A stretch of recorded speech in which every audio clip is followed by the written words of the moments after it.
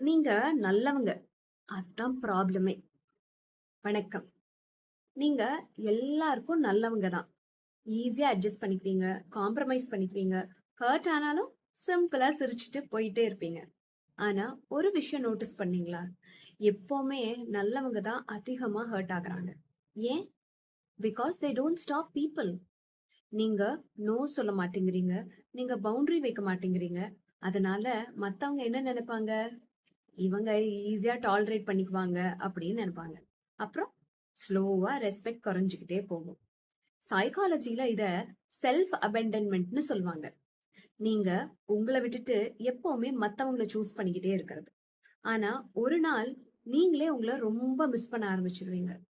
So இதுக்கு solution தான் என்ன? நல்லவங்களா இருக்கிறது தப்பில்ல. ஆனா எல்லாத்துக்கும் நல்லவங்களா இருக்கணுமா அப்படிங்கிற கேள்விய நீங்களே கேட்டு பாருங்க. அண்ட் இங்க நீங்க சேஞ்ச் ஆகணுங்கிற எந்த அவசியமும் இல்ல. சில பேருக்கு டிஸ்டன்ஸ் தான் ரெஸ்பெக்ட் கத்து கொடுக்கும். பவுண்டரிஸ் மட்டும் ஆட் பண்ணுங்க. ஞாபகம் வச்சுக்கோங்க, ரெஸ்பெக்ட் கிடைக்கணும்னா எப்பவுமே லிமிட்ல இருக்கணும். அன்புடன் பவித்ரா.